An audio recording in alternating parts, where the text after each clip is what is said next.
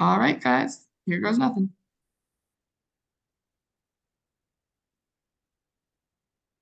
Hey, folks. Good afternoon, and good afternoon. Welcome, welcome.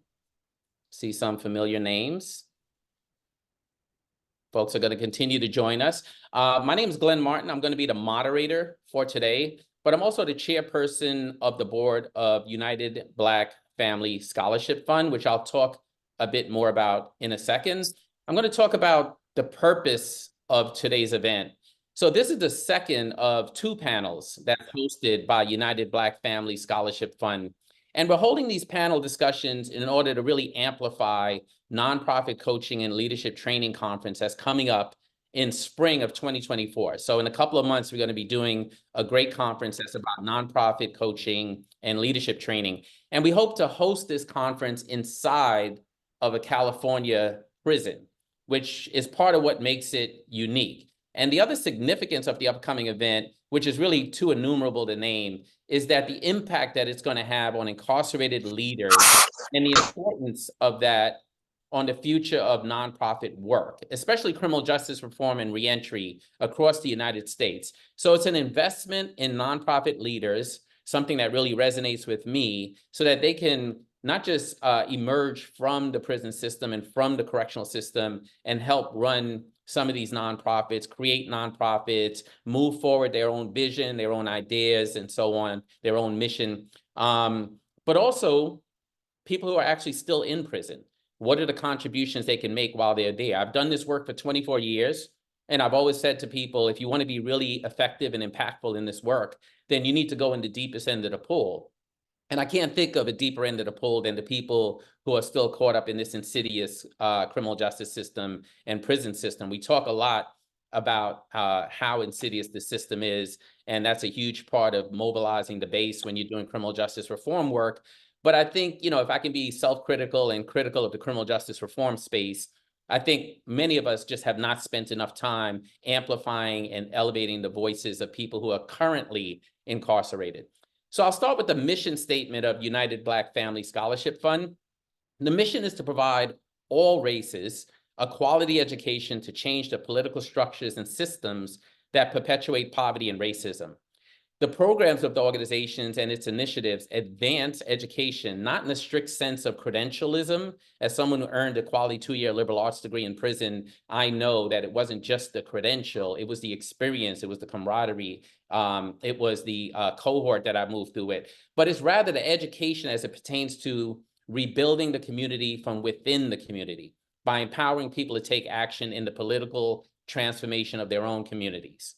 So the idea is that people closest to the problem are closest to the solution, but often furthest from power and resources. And this is an organization that is the personification, if you will, of how we move away from that model and how we move closer to a model where people are actually rebuilding their own communities because they have the skills, the experience, and the access to power and resources to be able to do so.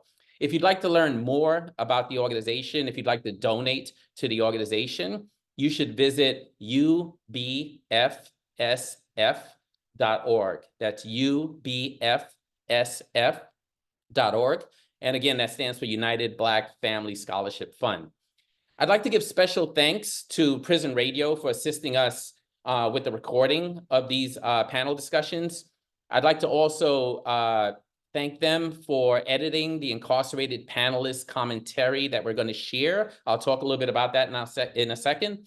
And as the chairperson of the board, I'd also like to thank our website director, James Ewing, who, if you take a look at the website, you'll see the amazing work to amplify not just the work of the organization, but the people who are contributing their time, their energy, their gifts, and their skills to the organization. I'd like to thank the students who helped pull this together. All the adults get to come here and talk, but the truth is the students are the ones that made this easy for us. I'd like to thank our current panelists, who I'll talk about in a second. And of course, I'd like to thank the audience who are joining us here on a Saturday to be a part of this discussion. And I'll create some space for your voices later on. And so speaking of students, I'd like to start by creating some space for a student panelist, Michael Spinelli, who's the field director for the Rebuild program, to talk a bit about the previous panel and anything else he'd like to share about what's happened in the past and what his vision is for today. Michael? Hi, everyone.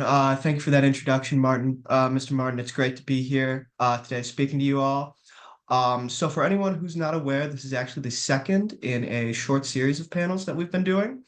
And I just wanted to come here and take the opportunity to catch anyone who might have missed the first panel up on what happened. So during our first panel, we did much to what's similar to this, in which a group of us students, all the interns from the organization, went ahead and tried to shine a spotlight on our incarcerated individuals who have given some incredible responses to the work that they've been doing with Mr. Ivan Kilgore in nonprofit leadership. And ultimately, our goal with these panels is to really shine a spotlight on the people that matter the most, our incarcerated respondents. And hopefully today we're going to be able to continue that on in the second of this series of panels, and really produce something that's going to hopefully get everyone thinking about the difficulties that incarcerated folks face when trying to start their own nonprofits, and maybe get moving towards a solution somehow. Thank you for the opportunity, Glenn. Great to be here. Thanks, Michael. That was great. Appreciate that. I'm going to try to pull you back into the discussion later, so hang around. I'm going to read the bios of the panelists. I know when I'm listening to people talk, I spend way too much time asking myself, who is this and why should I even be listening to them? So I'm going to spend time reading their bios. If you want to see the bios of some of the incarcerated speakers from the recordings that we're going to play later, they're on the website. They're on the organization's website. I'll read the website name again in a second. But for now, I'm going to actually read the panelists' bios who are joining us today in no particular order. Lawrence Bartley is the publisher of the Marshall Project Inside, the organization's publications intended specifically for incarcerated audiences. He's also the host and executive producer of Inside Story, a new video series delivering trustworthy reporting to incarcerated people and the broader public. He has served as the founder and director of News Inside, the print publication of the Marshall Project, which is distributed in hundreds of prisons and jails throughout the U.S. News Inside received the 2020 Izzy Award for Outstanding Achievement in Independent Media. Lawrence was a member of the team behind The Zoe, winner of the 2021 Edward R. Murrow Award for Excellence and Innovation, and recipient of an Emmy nod in the area of news and documentary.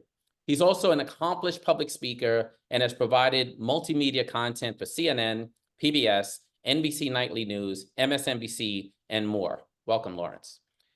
Rasan Thomas, while incarcerated, Rasan discovered that his voice was still free and used it to have a positive impact. He published over 50 stories with organizations like the Boston Globe, Business Insider, Slate, and Apogee Journal with the help of Empowerment Avenue, an organization he created to meet the pre-entry needs of incarcerated writers, artists, and now filmmakers, helping them to get their voices in mainstream spaces for prevailing wages. After appearing in the United Shades of America with W. Kwamu Bell and 286.2 to Life, he developed a love for filmmaking, which led to directing Friendly Signs, a short documentary about the fight to make prison more inclusive for deaf people. Also, while still in prison, he produced What These Walls Won't Hold, directed by Adamu Chen, which won the San Francisco Film Festival. Initiate Justice credits him with sparking the movement that restored voting rights to people on parole in California. Rasan is best known as New York on the Pulitzer Prize finalist podcast, Ear Hustle. He paroled February 8th, 2023, thanks to a commutation. Welcome home, bro. Thank you. Dr. Zebulon Miletsky. Zebulon is an associate professor in the Department of Africana Studies and History. His articles have appeared in the Trotter Review, the Historical Journal of Massachusetts, the Journal of Civil and Human Rights, and the Journal of Urban History. He's an executive board member of the Association for the Study of African American Life and History. He's a regular contributor to the award-winning blog Black Perspectives, hosted by the African American Intellectual Historical Society. He's written op-eds for diverse issues in higher education and is a columnist for the BK Reader. His new book, Before Before Busing, A History of Boston's Long Black Freedom Struggle was published in December 2022 by the University of North Carolina Press. Miletsky was recipient of the 2020 Game Changer Award by the Long Island Area NAACP. In 2021, he was honored by the town of Brookhaven Black History Commission for leadership and service to the community as a role model to the next generation. He lives in Brooklyn and works with the UBFSF as an editor for the 100 Prisoner Book Publishing Literacy Program. Welcome.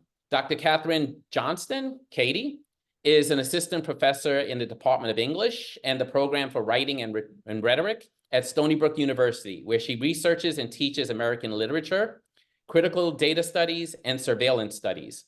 Her recent book, Profiles and Plot Lines, Data Surveillance and Contemporary American Literature, mobilizes contemporary fiction and poetry to confront the unequal effects of surveillance-based profiling.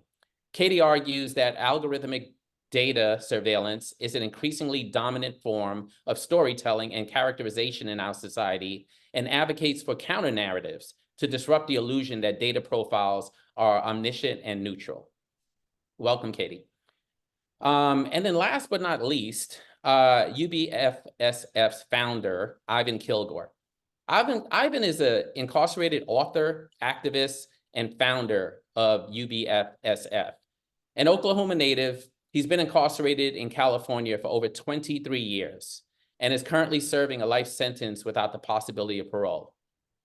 Shortly after entering prison, Ivan discovered an ability to write and speak publicly that eventually led to him transforming his life and becoming an advocate for empowering America's underserved communities to take action in the political transformation of their own communities.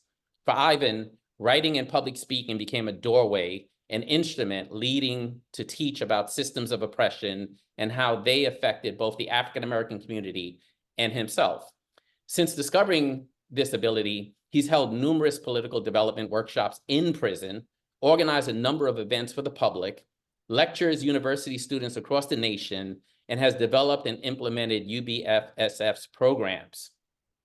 I'd be remiss if I didn't say, I met Ivan a decade ago. I remember I was sitting on my balcony in Harlem, and he called my cell phone, and it was at a time when I had a vision for building a nonprofit that invests directly in formerly incarcerated leaders around the country. And Ivan has always given me tremendous courage and fortitude when my own well was running depleted, and taught me how to lead with values and see that the darkness in life can be a teacher. Ivan is one of the most resilient and visionary and values-driven leaders that I have met in the 24 years that I've done this work, plus the 6 years that I spent in prison before that. He's a very responsible leader, an accountable leader, a lifelong learner, a beacon of hope, in my opinion, for a justice system that is less adversarial, less vengeful, more parsimonious, more proportional, and more equitable. Welcome, Ivan. I'm glad we have a chance to have your voice here. I know that we are going to try to struggle through the technology to make it happen, but I'm super excited that you're able to join us. So now that we know who's going to be talking, and we see the sort of powerful group that the students and Ivan and others have pulled together, I want to just sort of explain the process here a bit. As you can imagine, rightfully so, this is going to feel a little bit different than panel discussions that you're used to hearing, because it's extremely important for us to project the voices of people who are currently incarcerated into the conversation. So we have these previously recorded commentaries from our incarcerated panelists at Solano State Prison in Vacaville, California. And at today's event, we'll first discuss the systemic issues within society that our incarcerated panelists and others have faced. And after that, I'm going to read off questions, but then create some spaces for those responses from the first set of panelists who were incarcerated to help inform the comments afterwards from our current panelists. So we're going to try our best to navigate the technology. We hope it all works. If it doesn't, we'll still make the panel work really well, but we think it's super important to have those voices projected today. But before we jump into that format, I actually have a question for our panelists, and we're 18 minutes in, which means we have 1 hour and 42 minutes. The clock just changed, 1 hour and 41 minutes. I'm going to be a bit of a taskmaster here so that we can have a robust experience. I hope to not talk this much for the rest of the panel discussion, but there will be times where I might interject and ask panelists to really respond to comments of each other, or they can get out ahead of me and do the same. So here's the question for our panelists, and they'll answer them in this order. Lawrence, Katie, Zebulon, Rasan, and then Ivan. And so they'll each get 2.5 minutes to answer this question. From your unique perspective, in light of the current political landscape in the US and the prevalent misconception regarding the increase in crime rates, what recommendations would you offer to individuals seeking to promote progressive change and contribute to the ongoing efforts to reform and dismantle our criminal justice system? Lawrence. Well, there's so much I can say there, but the first thing I would say is that there was a story written by Neil Bosky a few years ago, and it ran in the New York Times. It said, "Just let them in." I believe that was the title. It was something like that. And essentially he was saying that volunteers who have interest in the criminal justice system are folks who may not have any advocacy views or anything of that nature, but might be curious about what goes on in the carceral system, should come in to visit. They should see people who are in the yard who haven't changed yet. They should see people who are on a middle path, who maybe are considering, changing and maybe not, or should see people who are in the college classrooms on the inside. So you could get a full spectrum of what the lives are of people who live in the carceral system. And when he wrote that piece, it reminded me of, I'm forgetting the actress name, but I just saw it this morning on Law and Order, the one with the brunette with the short hair. I remember when I was in Sing Sing, serving time in Sing Sing, she came in Sing Sing, and they took her on a tour of not just the part of the prison where they usually show people where everyone is doing progressive. It took her in all parts of the prison, particularly the ward where folks have mental illnesses. And she was just walking around looking at folks, and maybe halfway through her visit, I had caught her because I was in the hallway coming back from maybe a call out somewhere, and she was in the hallway just bawling in tears. And I was just like, wow. And then, rumor mill spread, but civilians would tell me the reason why she was crying is that she didn't think people in the system lives like that. She does a show like Law and Order, but she didn't think people live so destitute. Some people didn't have support. Some people had mental illnesses, and they weren't treated the way that was up to a standard that she thought this country and our government would have folks be treated. And sometimes when you see what folks have to deal with, then you kind of understand, not that you give excuse for criminality, but you kind of understand, the stresses and the pressures that people have, and sometimes people burst, you know what I mean? So it was like a light bulb went on the head, and why positive programming is so important, by looking at each individual as an individual, and the individual circumstances is important when determining what type of person that person is and what type of potential that person has. So that's what I would say to that. Thanks for that, Lawrence, and thanks for modeling the way for everyone else. Katie? Yeah, thank you. It's a great question. It's a big question. My work focuses on how surveillance is increasingly dependent upon big data and big tech, which is certainly true within the criminal justice system. To me, surveillance is not just a matter of watching or listening to people with this goal of control or influence, but rather seeing them and hearing them through specific lenses that are ideological, limited, subjective, and filtered with specific outcomes in mind. And to be sure, the history of surveillance is also the history of racism. In fact, Simone Brown clarifies that it's not just that Black people in the US are over-surveilled, which they are, but that surveillance reifies the social construct of race in the first place. So in other words, surveillance is one of the tools that constructs and upholds racial categories. So from the slave pass to the passport to stop and frisk, surveillance is used to zone spaces and draw lines and shape looking relations in order to define who and what is out of place.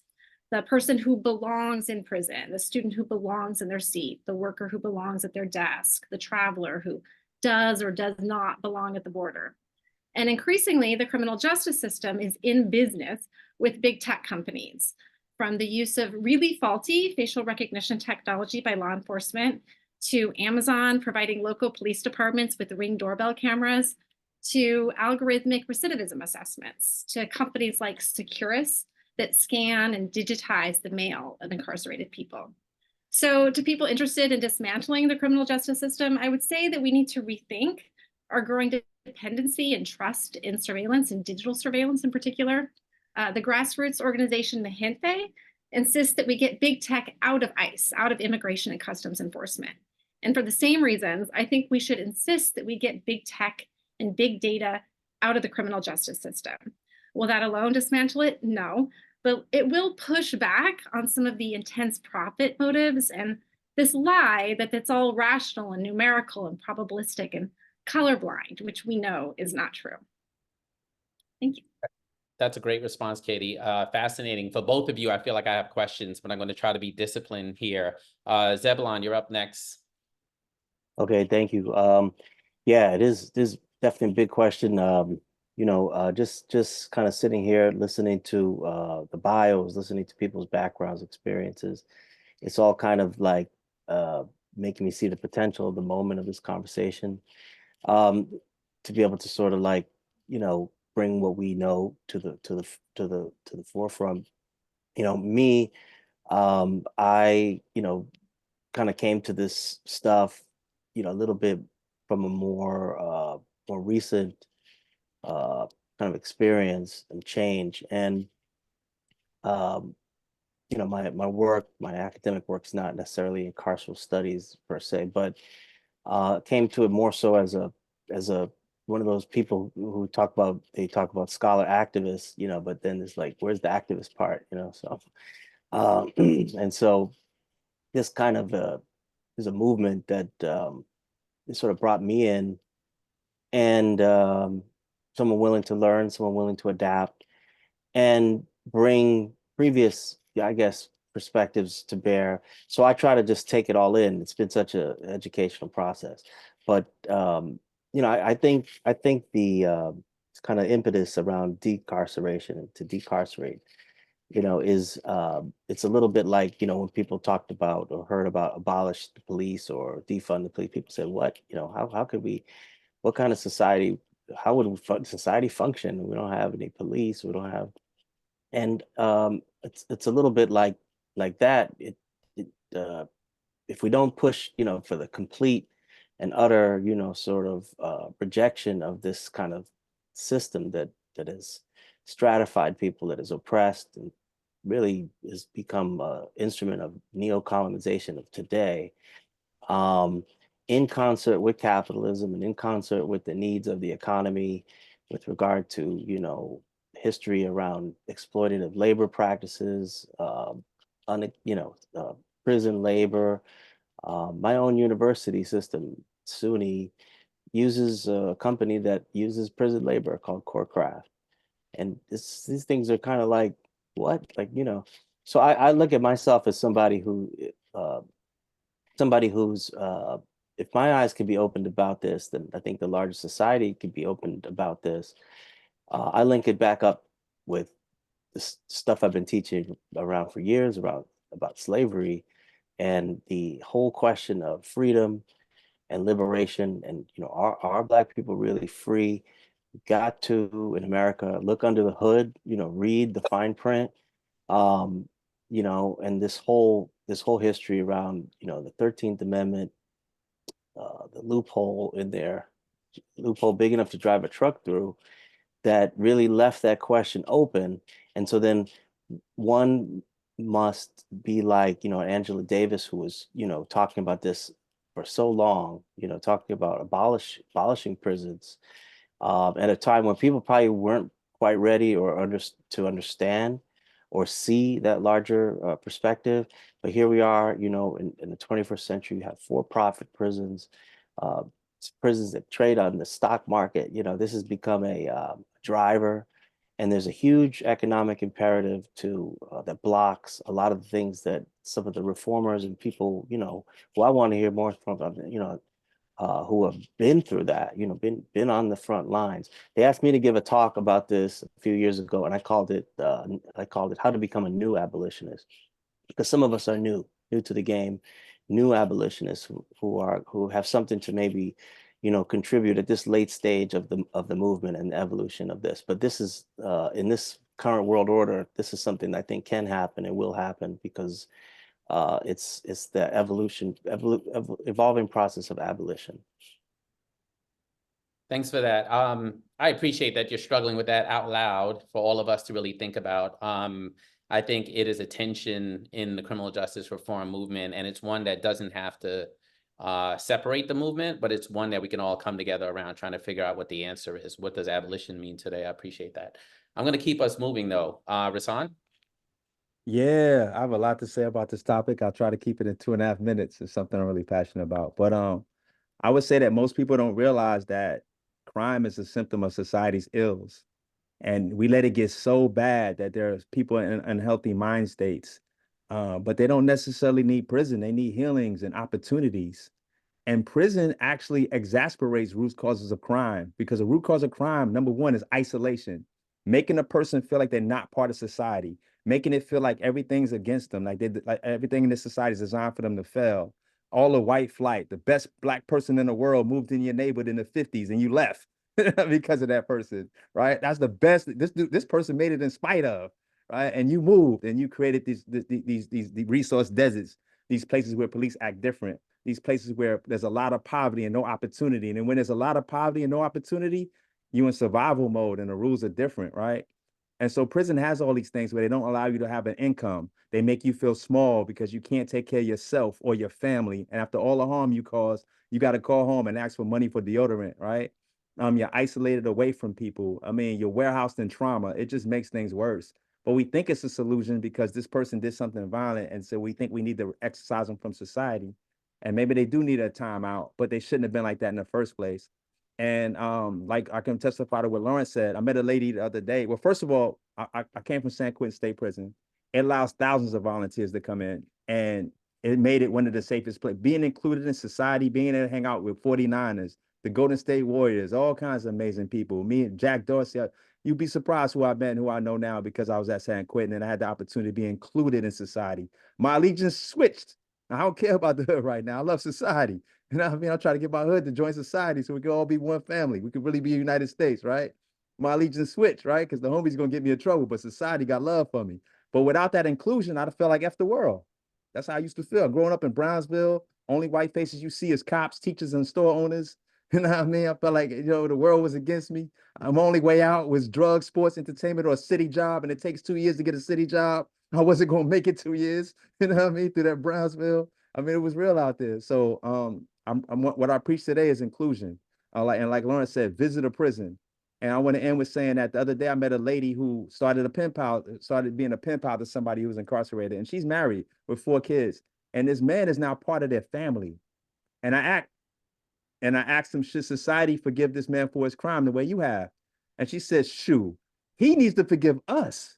Society failed him everywhere in his life with the racism and the lack of job opportunities and the over-policing and the answer to when he finally acted out against all the bull crap, when he finally turned from that good kid to this person that was acting up, we rewarded him with a lockup.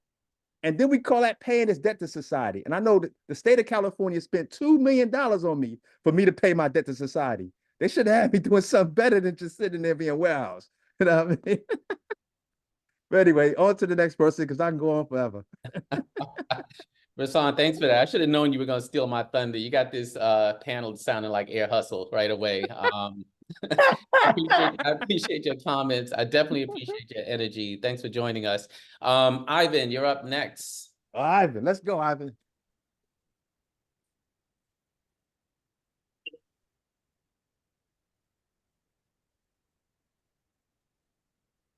Ivan? So when I listen to the question, yeah, can y'all hear me? Hello? Yes. Yes. Okay, cool. So when I heard the question, the first thing that came to mind was actually an article I'm writing right now called Blowback, the hidden consequences of criminal justice reform in California prison. And so, we've seen for the last 15 years this tremendous gain that has happened with a lot of advocacy organizations who have done tremendous work in addressing issues of sentencing disparities, which created this whole influx of poor brown and Black bodies into state and federal prisons across the nation. And, with this, we've seen this whole movement of Black Lives Matter, defund the police, anti-recidivism coalitions, and things like that. And so, while, we do have to acknowledge the fact that a lot of people have got out of prison, because I look at like California, when I first came in, it was 175,000 prisoners here. Now there's 85, 90,000 people inside these cages. And, every day someone's going home.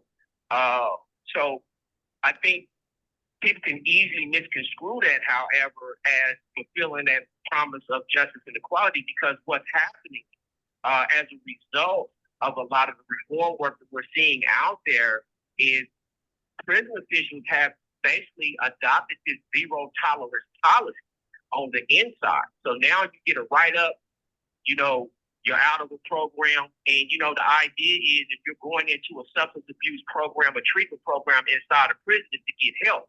Well, now they're saying, well, if you piss dirty inside the program, we're kicking you out the program. So when we think about these things in terms of how the work is being done, we need to have some transparency in looking inside the prisons as well, because what this trickles down to is when we hear these reports about crime, I thought about Smiley Martin. And if you guys don't know, April 9th, 2020, Sacramento, California, 6 people murdered downtown Sacramento at a nightclub. Well, Smiley was a guy I walked the yard with every day, had been out of prison but a month prior to getting arrested for those 6 murders. And the thing that I observed was how the district attorney, they exploited the whole misfortunate situation, dubbing it as an ex-convict released from prison too soon story. But what was interesting about it, as the DA sit there and talked about these measures and tough on crime, tough gun laws, nothing was said about how Smiley had been locked up since he was a child and subjected to psychological and physical torture at the hands of sadistic guards. I mean, nothing. Absolutely nothing was said about how for some 5-6 years he was subjected to pepper spray, grenades, rubber bullets, cages, starvation, humility, emasculation, and denial of access to programs because you had a kid like Smiley who was getting write-ups, so he couldn't get into the program. So that's the gimmick. I think that when we're looking at the TV and we hear about how crime is on the rise, let's do a little more in-depth investigation of actually what's going on in our system as to how the laws are being shaped or how the so-called offenders are being categorized and managed while they're on the inside. Ivan, thanks for that. That was really clear, really on point and very responsive to the question. I appreciate that. So we're going to move into a set of questions that I have for the panelists, but we're going to start on most of these questions with audio recordings from people who are incarcerated. The first question, we actually don't have audio recording, so I'm going to go right from the question to our panelists, and I'm going to ask Lawrence, and then Katie, and then Rasan, and then Ivan to speak again in that order.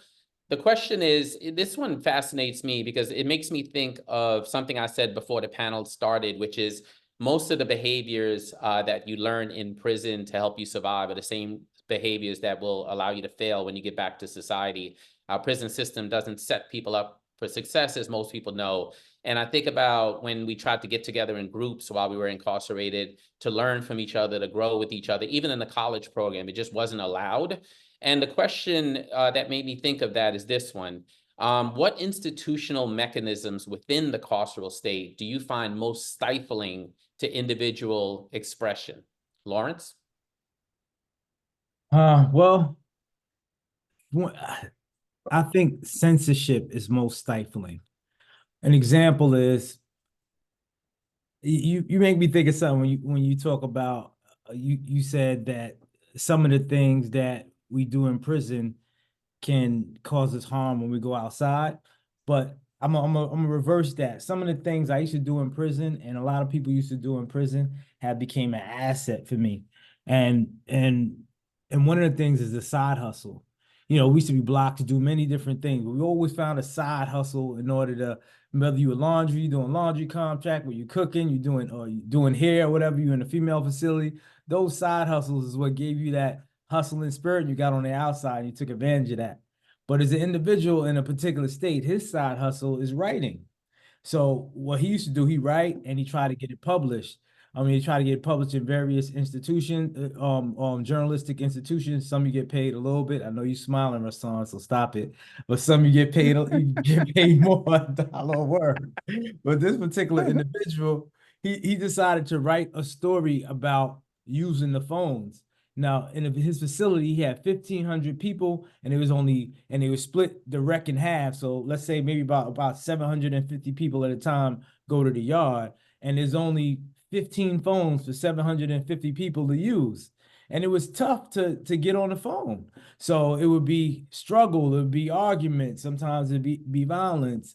And in the article, he mentioned that, you know, different groups of friends had different phones. Like he said, one, he mentioned a gang by name, they had a phone, which they would let other gang members use the phone.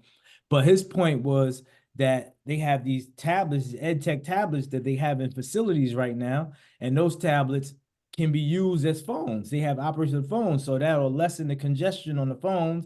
It's here, and not that they agree with tablets, but the tablets are here, and we just want to use it for something constructive. And in my magazine, I published that article and I pushed it to the institutions, and they blocked that magazine in that entire state just because he mentioned that a particular gang had a phone. So they said that would be harmful to him, and it encouraged gangs to have phones. So they moved that individual out of the facility he was in because he wrote that article and put him in a less desirable facility and moving him back around. That's like you living in a house, not to, I don't want to equate living in a house to living in a prison, but I just want to make the example, but living in a particular place where you're comfortable for a period of time and just being uprooted. You know what I mean? It shakes your whole world up asunder. So my point in saying that type of scrutiny, that type of censorship, I was talking with Katie earlier about surveillance when you're writing. She's talking about one of her courses. When you do something like that, that kind of stifles your expression, your outlet to get something out, and it stifles your inspiration, because his story could have been an inspiration for another aspiring writer who could use that side hustle to build his skill while he's in there, his or her skill, so he get back and make a livable wage in writing. And I think that kind of censorship stifles expression. Cool. That's a great answer. Thanks for that, Lawrence. Katie? Yeah, thank you, Lawrence. I mean, I think even if you're not being censored, if you're being surveilled strictly and you know it, there's this chilling effect, right? Where you're not going to say things because you know that you're under surveillance. I without knowing that experience from the inside, I'm going to speak about the mechanisms I'm more familiar with, which are the sort of the datafication of our lives and how that might be operative in that environment. We could take risk recidivism scores as an example. Individuals aren't given the opportunity to speak for themselves, to tell their own stories. In place of a personal accounting, the system is increasingly relying upon numerical scores that claim to know better. And these scores used to predict recidivism rates claim to know that if a person is at risk of committing a crime based on data points. But of course, the data is already steeped in racism. It reflects the fact that people of color are over-policed and under-resourced, and then punishes them in advance for those facts. So, I mean, after all, if we're predicting future probabilities based on past statistics, then we're not allowing for any change. The future is written in that case. And I think that, critics of this system, like some of them will say, I think rightly, that these scores aren't used to say, gee, if these circumstances and this set of data suggest that a person is at risk of criminal behavior, then we need to change those circumstances. Instead, we say that the person themselves is risky, right? And we call this like an identity of suspicion. Like this is a risky individual then, right? Not that the circumstances are leading to risk, but that this person is risky. Good point. This is not a surveillance of care, right? This is a sort of racist surveillance that hides behind the supposed objectivity of data. And I'm afraid, though, that this is a feature and not a bug of the system, that this is basically designed to rationalize racism and suppress individual expression, that these are the sorts of mechanisms I guess I'm preoccupied by. I mentioned earlier scanning mail. This is another one that blows my mind. The companies that are being contracted to do this, it's in the name of getting contraband, but we know it doesn't limit contraband. We know that. But what it does is build up the prison industrial complex with ever more contracts to private companies, forcing family members to use a paid service. It also removes the sentimentality of written letters, and it reframes letters and their content as the property of prisons and tech companies that then exist in these searchable databases, right? And this data is a sort of gold rush right now. Who knows what it'll be used for? We don't really actually know yet, right? Which that also stifles expression, and it dehumanizes communication, and it creates that chilling effect that I was talking about as well. If you know that letter's being scanned and stored, right? So, okay, I'll stop there. Thank you. Thanks for that, Katie. That is adequately provocative, and I love the way you built on top of what Lawrence said. I want to move us to Rasan. Yeah, I think most stifling for expression while I was inside was the lack of technology and the rules around over familiarity and economic empowerment. And for example, we didn't have tablets when I was there. That would have changed the game, but it doesn't change the game enough. I still can't do research for a story on a tablet. I still can't submit something through Submittable, which a lot of literary journals and places require. And so I'm still blocked out, right? I still need help on the outside. So unless I have somebody email that's willing to do these things for me, I still can't get them done, even with the tablets. So technology is still a factor. And over familiarity, my way around it might be ask my creative writing teacher, but she can't do that because she's helping me too much. That's over familiarity. I'll go to the hole, she'll get walked off out the prison. The other thing is economic empowerment is stifling to me, because a lot of organizations pay really well. And California is one of the few states that lets you get paid for your work, but they got the sneaky clause where they can decide they don't like what you wrote and change their mind about it, right? But other states, so far, they haven't done that, though. Under this governor now, we haven't had any problems. But other states, you can't get paid for your work at all. And so do I go to a publication that pays me, or will the prison figure it out? Will I get in trouble? What do I do with the money? Do I get it sent to my family? I got to navigate all these extra complications around something good, because no way should a person do 30 years in prison and come home broke. Now I'm paroling in, like she said, desperate circumstances, right? I got 6 months in some states, and sometimes I have no help on the outside. I'm not getting no housing or anything. I walk out the door with $40 on a bus ticket, and I got to make it from there. And if my family support died, or the bonds have been broken through the incarceration, if I don't have support out there, I'm on welfare, and that's like 100 some. But like I'm in a desperate situation, and you wonder why you have a recidivism rate. Meanwhile, in California, a SEAL that does 30 years parole with 90% of his pay. And so not to be economically empowered or to be fearful in other states, whether I publish the story with this organization that pays because the prison might find out and I'll get in trouble, is not cool. Thanks for that, Rasan. You know, usually when I'm facilitating panels, I'm trying to sort of draw thoughtful responses out of people. I just realized the deck is stacked here with a bunch of artful speakers and literary giants. I'm being played right here. I'm being punked.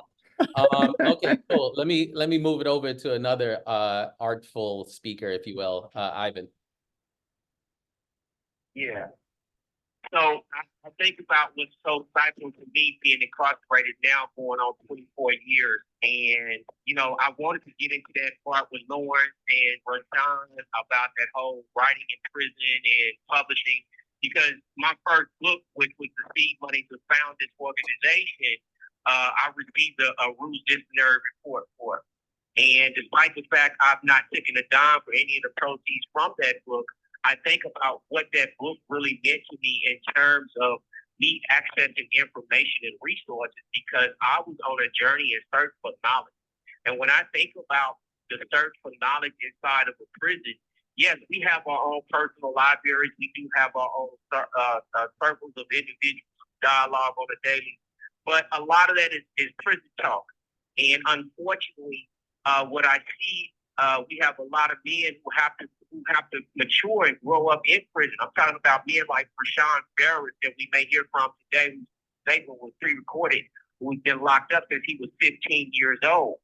And one of the things that's so profound about that is, you know, when you're 15, 16, 17, 18, you're talking about your driver's license, car, first apartment, leaving the house, going to school, getting your job, where someone in prison is not going to that type of rite of passage process. So I'm sitting here thinking, like, 23 years in, man, I was supposed to have a master's degree out there, a PhD or something right now, you know. And what I tell a lot of dudes is, like, prison has become my career, so I got to make this career work for me. And so I've been exploiting every angle to try to break those barriers down to have access to information. And that's what this conference is about. That's what we're trying to give these incarcerated men and women. Thanks for that, Ivan. Zebulon, you didn't choose this question as one of the ones you'd respond to, but do you have any response given everything you've heard just now, or should I move on to the next question? I mean, I can respond like real briefly. Like, I mean, I guess I'm really struck by the sort of the mechanistic, the machine that prison can be, the routinization of tasks and the tight sort of micro economy, and macro economy connections that are apparent. It really does take it's going to take a lot of, different perspectives of various different fields, I think, to really get into the solution of some of these things. Just hearing Katie talking about the technology, it's that I can't help but to make the parallels to time and again how technology has has had a devastating effect, in terms of uncompensated and exploited labor and the movement and bodies, Black bodies, in this country, this wilderness called North America, as Malcolm used to say. People are just, I've heard terms like warehoused, and it's all really, really true. And also, the cotton gin, that was something that's you would have thought that actually would have, maybe made it effectually not needed to have enslaved people doing that manual work, but actually sped up the need and the price and the demand for cotton at the time, stuff like that. And so how these new technologies, even DNA, how all of that stuff's, because my understanding is with DNA stuff, just people doing 23andMe and all that stuff, all of that stuff's going into databases and has been in databases now that can be used for attachment to crime and different situations, even now. And so it's a complicated world as we go forward. But what never changes is that sort of the unevenness and disparity in the game, that people don't seem to notice. It's like I don't know what this 7 out of 10, Black men in prison, just the vast, majority of numbers in terms that target Black and brown and other minority groups that are put in cages behind these kinds of things. And it's hard to get people to see that. But I'm just, as I hear some of the comments, it's making me think about that a little more. Thanks for that. We have about 1 hour and 7 minutes left. I'm going to move us into the next question. Thanks everyone for your response there. And this time we're going to get a chance to hear from one of the incarcerated speakers from the previous panel. And then I'm going to tweak the question a bit for our panelists. So how do you believe your unique perspective as an incarcerated individual can enhance your contribution? Sorry, someone grabbed the screen. To the nonprofit sector and address social issues effectively. And we're going to play a 2-minute and 53-second clip from Jamil Ahmad. How do you believe your unique perspective as an incarcerated individual can enhance your contribution to the nonprofit sector and address social issues effectively? Well, my answer for that would be as follows. I believe that I have a unique perspective because I have experience and to some degree am a product of some of society's ills, and being able to empathize and also relate to what those ills are uniquely empowers me and makes me able to effectively address them. In regard to the avenue of going nonprofit, the nonprofit sector has been one of the most powerful impactors of society's ills. And so I believe that the structure of the nonprofits is necessary in order to be able to get the message out in a more complete and broad range. Myself as an individual and being able to relate to these situations, I have been living in the situations with the social ills embodied. And so being a part of having that experience as a part of my history, it allows me to be able to talk to these people and relate to them in a way where we can extract what they actually need, where we're able to extract what the remedy is and how we can best serve them. Now, society's ills cover a wide range of dysfunctions, and I think that the negative aspect of that is important to address by people who have the ability to speak to them directly, but also have that experience. You know, it's said that experience is the best teacher. I believe that when people know that you can relate to them, then they open up. So when they know that a person has been where they've been, such as I have, then I think that that will allow me an inroad to their problems, and they'll open up and kind of give me that feedback that we need in order to be able to help them improve their condition. And I think that this me being incarcerated and having suffered some of the same pitfalls and obstacles, but having been fortunate enough to overcome them, allows me to empathize with them, but also give them some solutions in regard to improving their conditions. And the nonprofit sector being the most effective way to do this, and me being able to work through that avenue, I believe is what really uniquely allows me to be effective in that situation. Well, talk about an example of technology working well. It's so great to have the voices of people incarcerated joining us in this discussion. Thanks to Jamil for that. So I'd pose the same question to three of our speakers in this order: Lawrence, Katie, and then Rasan. And I would just say, if you haven't been incarcerated, just give it from your perspective of working with and talking to people who are formerly incarcerated. How do you believe your unique perspective as an incarcerated individual can enhance your contribution to the nonprofit sector and address social issues effectively? Lawrence? Well, as a nonprofit journalist, I guess I would answer that by saying my experience allows me to come from a different perspective when I'm writing, when I'm doing the work, when I'm in the room with other journalists around criminal justice, and when I'm interviewing folks. I host a series called Inside Story that you mentioned at the top, and I remember having a guest of two police detectives were on. And these particular police detectives were talking about how they do the right thing. In fact, they call themselves the right police. They stand up against the wrong police who do all abusive things that you would hear, and they want to be an example for the force. And I wanted to interview them because it wasn't preaching to the choir, as we were talking about earlier. It seems like I'm preaching to someone else, or who might have different views from me. And but we got on to the subject of interrogations. And I remember one of the detectives said that, well, he got excited. He said, interrogations are like an art form. We want to get, the quote unquote bad people off the street. So we use it as an art form in order to elicit confessions. And I said, so what if a person invokes his right to remain silent and to have an attorney? Well, everything stops then. The person gets an attorney, et cetera, et cetera. I was like, hold up. When I was interrogated, I said, I have a right to remain silent, and I got my tail whooped.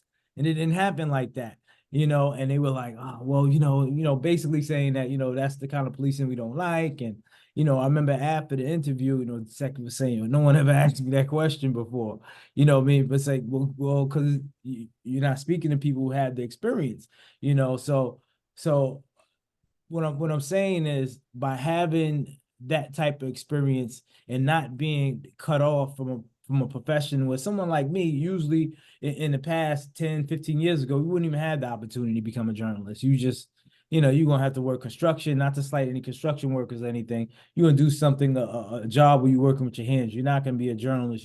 You're not going to be a journalist doing that. But by having someone like me in a position like that, and other brothers, like the people on this panel, other individuals who might be in similar situations, is that we bring deeper experiences so we could tackle issues holistically. And in a nonprofit space, it gives a journalism organization a credibility from a different angle that you don't see in other places or in the past. Thanks for that, Lawrence. Katie? Sure. I mean, I was struck, Jamal mentioned that his experience helps him empathize and relate to others experiencing society's ills and to offer strategies in the face of them. This point about empathy is so important, I think. White supremacist capitalist patriarchy is gaslighting, right? It says that your struggles are personal failures when they're really the system working as it's designed to work often. But to empathize is not only to say, I feel you, but also to organize around those feelings and experiences, to disrupt this false notion that all of your problems are personal and not political. And the other really important thing I heard him say is that nonprofits are an important tactic for telling new stories. And I agree, because the profit motive always repeats the same story from the same points of view. A story told through a cost-benefit analysis, or a story about efficiency, or a story about zero-sum competition. And empathy, I think, is disruptive to that story. I write and I teach writing because I'm fascinated by point of view, because I think writing allows us to enter another point of view like nothing else. And I believe in news stories. I often teach this piece by Chimamanda Adichie called The Danger of a Single Story. And I think that it's that if we only have one story about prison, if we only have one story from one point of view, we're missing everything, right? And so I think that, just to come back to his point about empathy, I think that is what hopefully writing gives us, right? I think that is what this program demonstrates, right? It sort of values multiple perspectives and the value of new points of view to create new narratives. And that's the only way to create new futures. So, yeah. Love that. Empathy is a verb. Thanks for that, Katie. Rasan? Yeah, I would say to that knowledge without lived experience, it lacks insight. It lacks wisdom. It lacks a personal responsibility to the people that you serve. It lacks street credibility. It lacks connections. It lacks knowing who's real and who's in a state of healing that needs a little bit more work, right? And so when you're not like fully immersed in it, you don't have the same effect. Like, for instance, you can have a psychology degree, and you can both go to a juvenile facility, and the person with the psychology degree could try to reach them, and ain't nobody trying to hit that cat. And I can talk about my lived experience, and at least 70% of the room is going to hear me. At least 70% of the room is going to stop and observe and have questions and engage, right? That's been my effect in all the juvenile facilities I go to. And so, and now that, when you know the problem intimately, you know like exactly what to do about it. And you know how to go about it, right? You know the nuances, you know how to apply the knowledge, you know how to make things work. And I'm not just saying these things, I'm doing it. Like with Empowerment Avenue, a nonprofit I created while incarcerated, funded by the Mellon Foundation while I was in my cell. It's different. We're shifting the culture. We're normalizing the inclusion of incarcerated people pre-entry. And we're not just like, it's not empowerment if you have to go through me. It's empowerment when you can call the New York Times and pitch your article. It's empowerment when you can start your own nonprofit. And so now what's happening is incarcerated people are being included in fellowship opportunities, commission work for murals, and they making ridiculous money, more than most of my staff. I mean, it's really life-changing, because most nonprofits just want to come extract the work and don't understand that people are doing decades in prison. They don't have no 401k. They don't have no retirement plan, and they might not have nothing out there, and they need a way to be economically empowered as well as their voice. And the idea that somebody can come along and give you a voice. No, you can't. Everybody's born with a voice. You need to connect me to the platforms and get out the way, right? And so being in there and going through the exploitation and understanding that we got to do better journalistic models where everybody just comes, takes your story and wins prizes and you get nothing out of it. We need better models, right? And so I created those models because I experienced the opposite. I experienced the deficits, right? And like I say, I'm going back to personal responsibility. I moved different because I was in there with those guys. I love those guys. And those guys helped me be the man I am today. The OGs mentored me. They taught me. Guys helped me make films. Guys, Earlonne put me on with Air Hustle. There's so many ways the people before me did so much for me that I got to do so much for them, right? So it's just a different level of personal responsibility that I feel that's a disconnect from most nonprofits, not living our experience. They don't understand really how to help us. They don't understand how to empower us to be leaders. They think they know what's best for us and they know what to do for us instead of like asking us what we need and helping us do what we want to do for ourselves. Rasan, thanks for that. Two things come up for me every time I listen to you. One, I don't ever want to speak after you, period. And then two, something Katie said earlier about having one story and what the problem is with one story. I remember when I started this work, there weren't many formerly incarcerated leaders out there speaking publicly about this. And it seemed amazing that you had a handful that were doing it. But I kept saying to myself, the more you hold out people like myself and others as the exception, the more the rule gets reinforced. And so just hearing you and other directly impacted people now in so many different spaces that I couldn't have imagined 24 years ago, just is really super encouraging, bro. Next question. So if folks, every once in a while I do a Saturday morning rant, and I'm really critical of nonprofits actually, and I'm pretty critical of philanthropy also. And I think people on this panel would probably be equally critical, even though we're having a conversation about the importance of moving people into the nonprofit space to be leaders.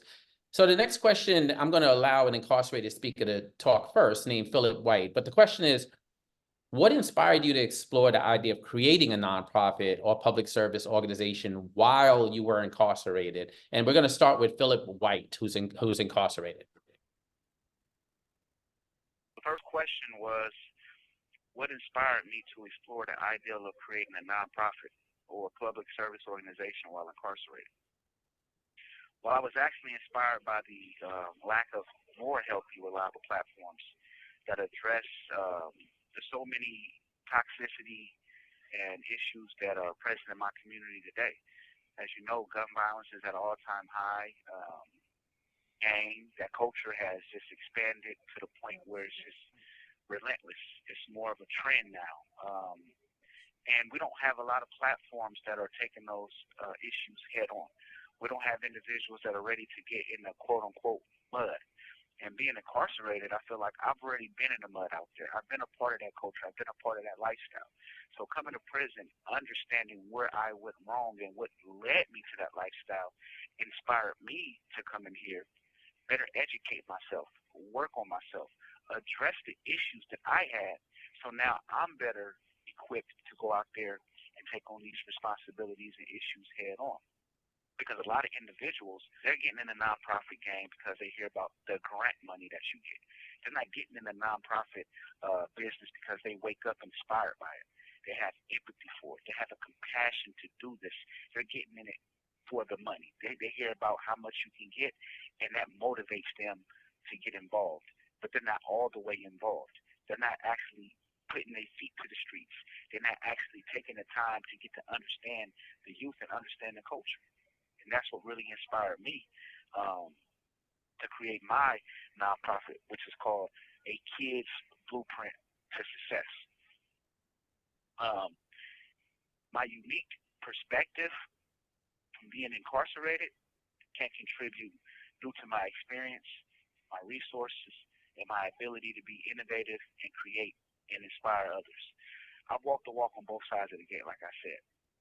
However, I'm school, book smart, educated, and I'm also proficient in self-help. Everything from relapse prevention, anger management, denial management, gang awareness, conflict resolution, victim awareness, domestic violence, parenting, you name it. I've taken that group, I've facilitated that group, and I've trained other facilitators. So I believe that being incarcerated, getting this knowledge, applying this knowledge, I feel like my contribution to the nonprofit sector to address these social issues would be more effective than a person who just per se read a book but didn't have the experience. Had the experience but didn't get the proper training to understand the source material to take to the community. I feel like I have both of those, and they go hand in hand. And that's what makes me better qualified as a unique person to come home and do that.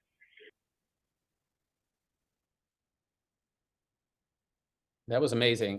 Philip sounds like me on my rants on Saturday mornings.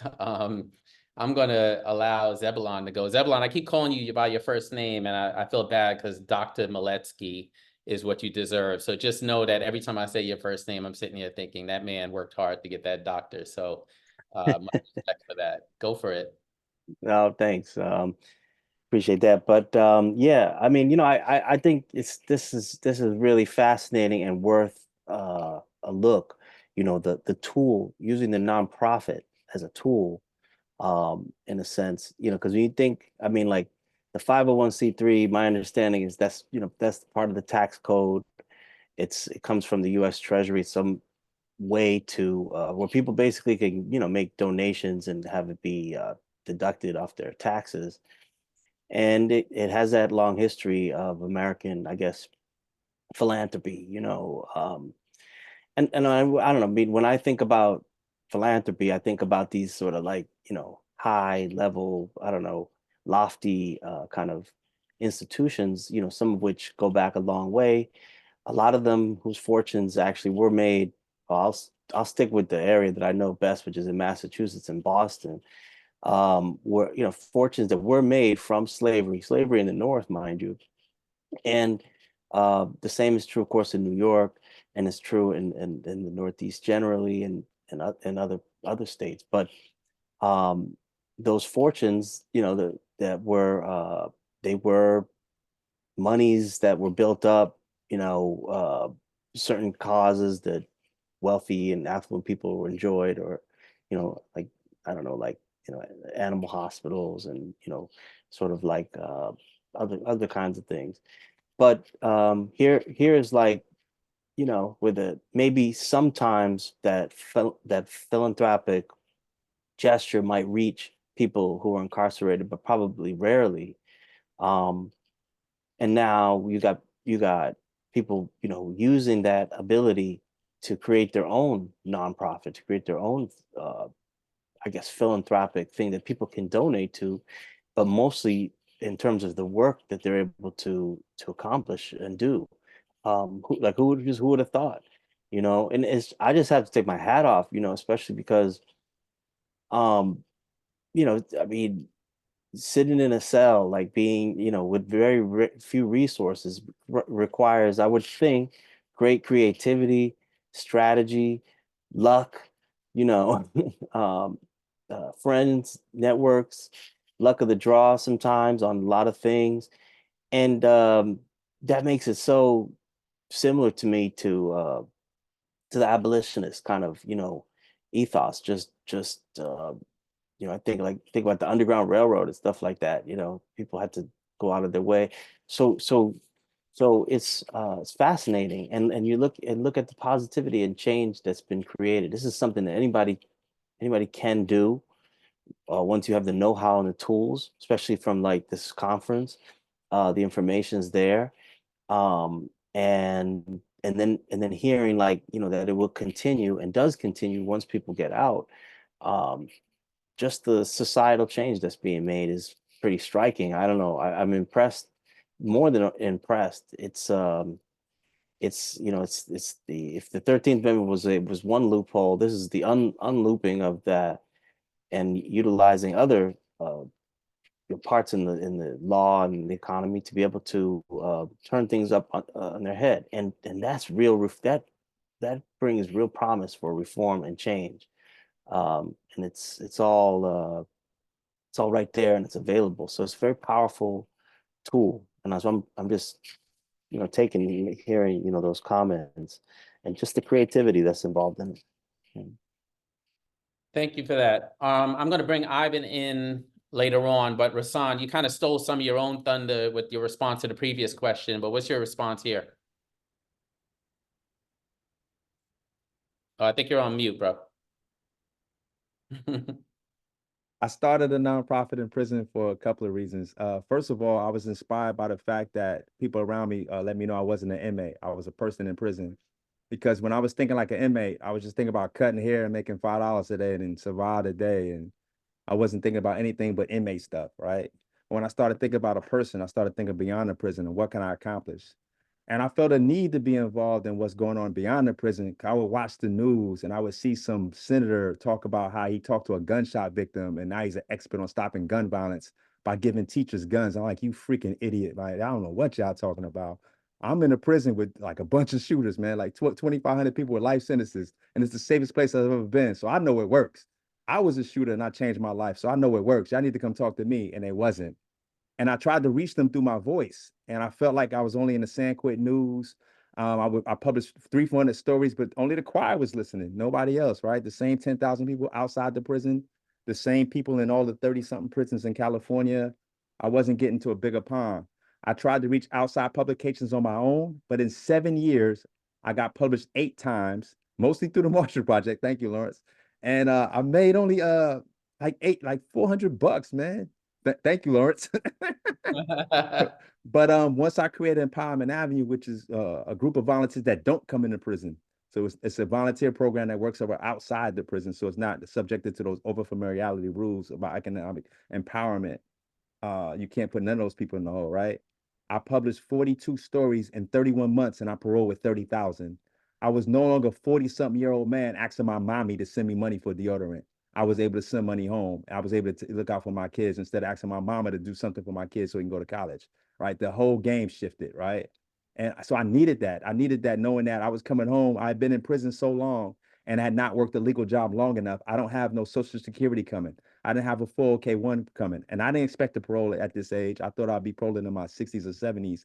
And I knew I needed something out there better than good luck out there and $200. And so I needed a pre-entry head start. I needed, and not only that, I really love writing. I really love film. I really love art. But you'll never, like, you'll end up a janitor trying to come out here and start from zero as a grown man in these careers. You have to build your resume. You have to build your experience up. So now that I built it up in prison, when I walked out the door, Ill Hustle was waiting because I did it in prison. People are asking me to write. I don't even have to pitch. They pitch me like, can you write this for us, right? I was able to go raise money for films because I paroled with 3 films made, right? I had parole with content. So that pre-entry development or writing career is key if you really want to be a writer out here.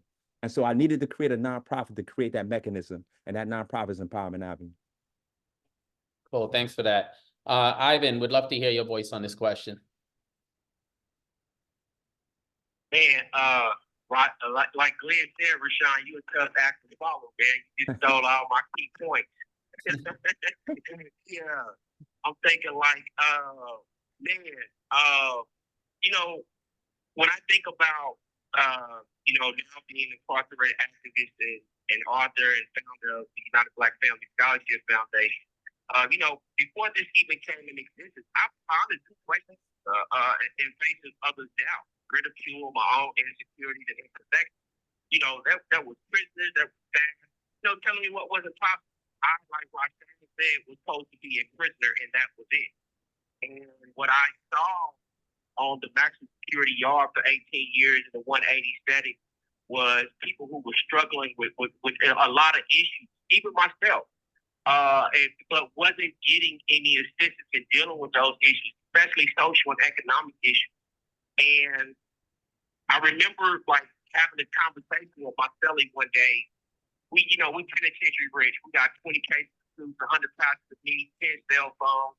And I sit on the bunk and I looked at him and I told him one day, I said, bro, if we would leave up out of here tomorrow, what would we have? Was our mindset like Rashawn said, I'm focusing on a $5 haircut, but I can get off a card, selling the card.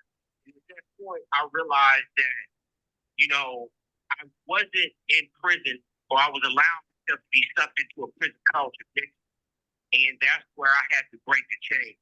And so, eventually I came to have the same experience that Rashawn talked about in terms of building like this network of support people. I mean, Glenn, yourself, it's been 12 years, bro. I remember the first letter I wrote to Glenn and how that relationship developed. I remember the first interaction I had with Lawrence and how this relationship is developed, Rashawn and so on. And I think about how, it's so much of a game changer that I don't get that sense that I'm being stagnated, because every day I'm sitting down at the table with somebody talking to them about how to write a mission statement, how to set up their program, how to develop, get into the facilitator so you can train and learn how to use what we do have here, whether it's a public speaking class or a college class, so that when you do leave out of here, you don't leave up out of here like Rashawn said earlier without anything. And now I'm talking about the 401k, the financial stability, those type of things make people like myself and Rashawn ready for the world in the sense of stepping out there and having really marketable and soft skills to come out there and be game changers and being that voice where, again, like Rashawn said, I'm looking at what they're doing and I'm like, okay, what you're doing is not really effective in getting to the issue of trying to educate this young man, because he's not trying to read Shakespeare. He's trying to read some coldest winter ever. So start him there. Get him intrigued. So, you know, as I developed, I started looking at, you know, what was going on with the nonprofit space. This is where my introduction to the institutions. I started understanding institutions more.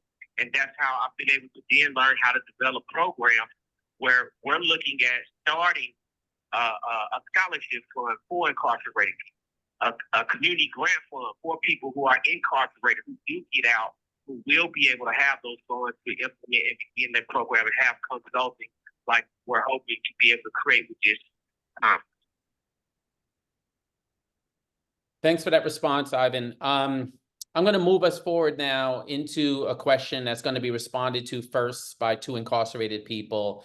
And the first respondent is going to be Tino Pes. I hope I'm not butchering his name. And his response is going to be about 2 minutes and 52 seconds. And then I'm going to ask a sort of double part question. And Fabian Conzerant is going to answer the second one. And his response is going to be a minute and 56 seconds.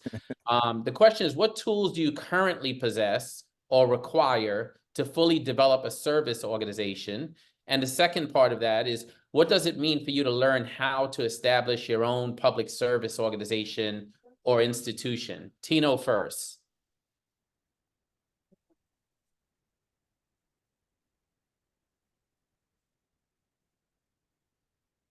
What tools do you currently possess or require to fully develop a service organization?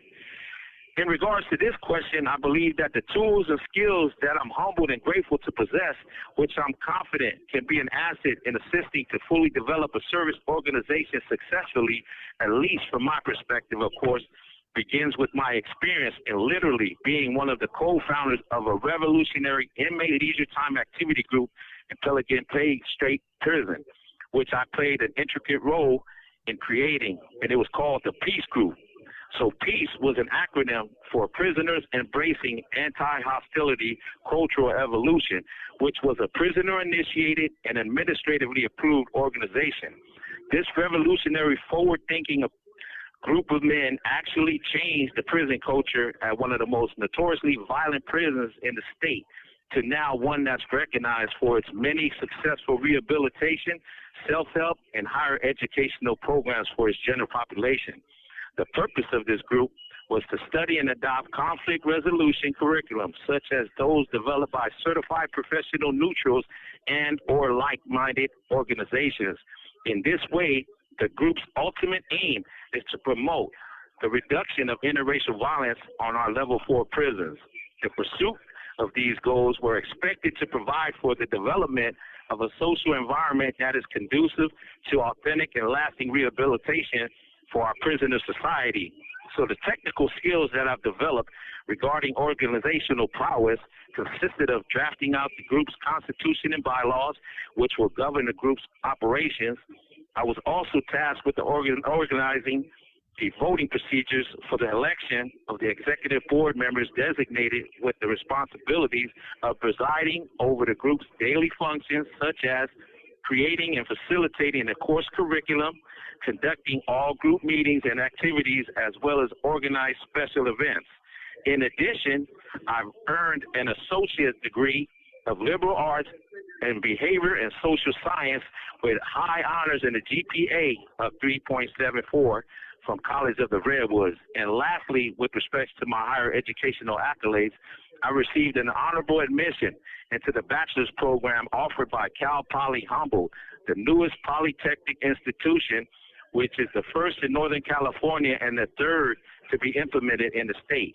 So with that technical resume, I truly believe that I do possess the organizational experience and knowledge to adequately direct the operations of a nonprofit efficiently should the opportunity present itself. Thank you.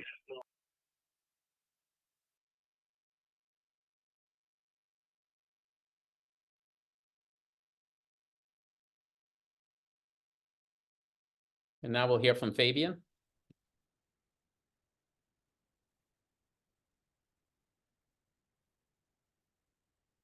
My name is Fabian Changeland. The question that was posed to me was, what does it mean for me to learn how to establish my own public service organization or institution? For me, establishing a public service organization means acquiring the knowledge, skills, and resources necessary to create and manage such an entity that serves the public good. It will also involve understanding the legal, financial, and operational aspects of setting up such an organization, as well as developing a clear mission, vision, and strategic plan. Nonprofits, by their very nature, are not complicated when you understand the landscape. And what I mean by the landscape is the legal requirements, mission and vision statements, strategic planning, and financial management. Not the least important is developing leadership skills to effectively lead and inspire your team of staff, volunteers, and stakeholders. This includes learning how to recruit and retain talent, build partnerships and collaboration, as well as develop effective communication and decision-making processes. Furthermore, understanding the needs and priorities of the community or target populations that the organization aims to serve is crucial. This involves conducting needs assessments, engaging with stakeholders, and designing programs and services that address those needs effectively. Overall, learning how to establish your own public service organization or institution is about acquiring the mindset to acquire the skills and knowledge necessary to create a sustainable and impactful entity that contributes to the betterment of society. That was amazing. People who know what I do now, I run two businesses. One of them provides housing for formerly incarcerated people and people on Section 8. The other one is a nonprofit consulting business. And the majority of people who work for me are formerly incarcerated. And as I listen to these speakers who are so sophisticated about what it takes to build a nonprofit and saying all the right things that I don't even hear from nonprofit founders and leaders here on the outside. Ivan has invited me to come to the upcoming conference and a handful of other people to continue to invest in these incarcerated leaders. But I'm sitting here thinking like these folks sound like a great addition to the labor market afterwards, and they should probably send me their resume on the way out because they're clearly ahead of a lot of people out here trying to build nonprofits. I want to use moderator's discretion in a minute. We have about 33 minutes left for the Q&A. So we're going to try to keep working through the questions. But if I find that we're short on time, I really want to create space for questions from the people who joined us this afternoon. But in the meantime, we have 3 respondents here. I think folks might have responded to some of this in previous presentations. So I would ask you to keep it succinct so that we can get through maybe one other question and then give Ivan a chance to give us some sort of summary remarks, if you will, and then some Q&A. Or I might switch that around and even take the Q&A from the audience first. So the same question posed, either of those 2 questions, to a combination of Zebulon, Rasan, and then Ivan in that order, please. Okay, yeah. I think you said my name first. And yeah, again, you know, that it is quite remarkable. You know, it's almost like listening to perfection. You know, like the meaning and the substance and the training. You know, this is where like I'm always, you know, one of the first things I ever got involved with was my first job coming out of grad school was in Omaha, Nebraska. And this is the birthplace of Malcolm X, as probably most people know. they wanted to do like a curriculum. They wanted it to be about transformation for medium security prisons in Omaha. We went and, I'm kind of like new to all of it, like looking around um, uh, but what stood out to me was when people are sort of in extreme positions, you can turn ordinary things like a library or like the ability to get books, the ability to get uh, uh, law books and different kinds of things, and then that all too precious resource that most of us squander, which is time. I mean, time just, I would have to imagine, just has a totally different meaning, as you are when you are, in the system, and so to subvert that and invert the process and say, I'm going to use that time to build myself up, to educate myself, to make it sharp as a tack, turn that piece of coal into a diamond. That's what I'm hearing, is just the precision, the technical expertise and the understanding. And then that powerful part that is comes from within, which is the desire to change and the ability to be transformed and open to being transformed. And humility. It's a tremendous amount of humility. There's some powerful uh brothers, both, and sisters, in these comments and on this panel, and then in the other. But people are incredibly humble, um, and I guess there's that transformative part, and somewhere in, I don't know where in the Bible, but it says something about set the captives free. There's got to be like there's something we got to touch together as a society, you know. Because I was seeing in the comments, I mean, in the chat, people were saying, how do we reach other people about these kind of messages? For those out there who just don't know much about this or haven't thought about it a lot, or still stuck in the mentality of, hey, if somebody's in prison, they must have done something. There must be a reason. I hear that a lot. I talk to people about this work that I've been trying to do. Um, and so they're at like square one, but they may be believers, they may go to church, they may do other things, and if they do, it is cause to probe one's heart, think about um, the determination and the voice of Mr. Peace and the other recording that we heard, and the readiness to come out and do something, to be a resource, to be an inspiration, you know, and bring about change. I don't know. I just can't help but think. I think of Frederick Douglass. I think of people like that who extricated themselves from the system that they were in at the time, and then, you know, when Frederick Douglass spoke, people said, "There's no way this guy could have ever been enslaved. He's too articulate. It's like it's too eloquent. And so these folks subvert the rules, change them in very powerful ways, and it's something that, if for those who are not sure or they're on the fence, it's an example that I think anyone can connect with. Thanks for that, Zebulon. Rasan? Yeah, real brief. I feel like I possess like the vision, a real deep insight and understanding of like what a nonprofit needs to do and how to go about it.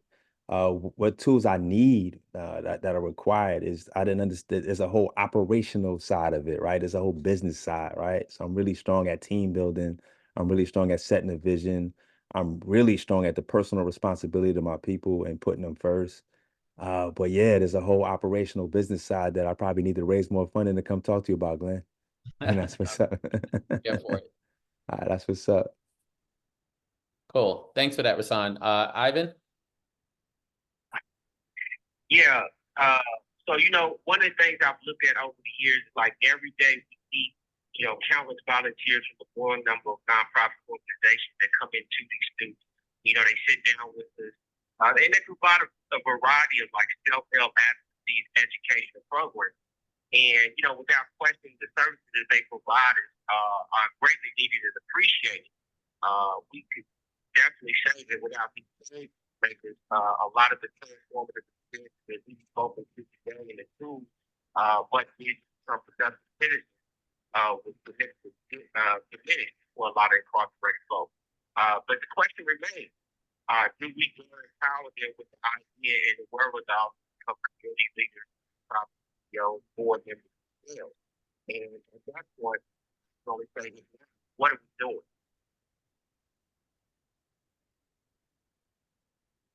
I think we lost Ivan just now. No, you didn't lose me. I'm gonna cut it short right there. What are we Okay, doing? cool. Cool. Yeah. Thanks Yeah. for that. Thanks for that, bro. It's, I used to be on like 14, 15 organization boards, and this is the only board that I'm on. And it's very deliberate. And every time I tell people I'm on the board of a nonprofit that is founded and run by a guy who's incarcerated, they're like, they do a double take. Wait, what? And it's just exciting to be at a point where people can be on the inside and contribute to the good of the community from where they are. Everyone wants people back on the outside, but it's just great to have your voice involved in this discussion, Ivan. We haven't heard from Lawrence and Katie for a little bit. Do you want to respond to anything you've already heard, anything from this particular question? No, not in particular. And with the interest of time, I don't want to extend it. Okay, cool. Thanks to both of you. So I am going to move us forward. I have one last question. I am going to ask the incarcerated folks. We're going to hear from the incarcerated folks, and then I'll determine how much more time we have, because I really want to allow people the chance to ask questions. I saw we lost at least one attendee, so I want to get to the audience. And the question is, making amends. How do you envision the conference topics, this upcoming conference, and the panel discussions and so on, assisting you in this process? And we're going to hear from Hassan Faris for 38 seconds, Brian Thames for 2 minutes, and then Barry Monroe for 1 minute and 45 seconds. And we have about 25 minutes left, so that'll be about 4 minutes or so. Go for it, Hassan. How do you envision the conference topics assisting you in this process? Making amends. I envision creating a healthier space in our community to help people. The same people that I used to cause great pain towards. The conference will help aid me in multiple ways in addressing social issues within our poverty, within our school education, and within our communities. I would love to make amends to the children before they make those steps in becoming into prison.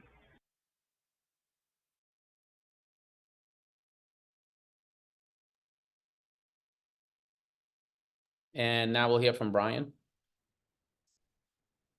The biggest impact for me, and where I would like to lend impact, is leadership. Because for, again, a large part of my life, my young life, I was a leader in destruction. I was a leader in being a jackass. I refer to myself now to people as a recovering jackass. And that's what I am. I'm a recovering jackass. Because I think of it in terms of an alcoholic or a drug user, drug addict. They never really, if they're going to be honest, say, well, I'm off drugs, I'm off alcohol. It's always, I'm in recovery.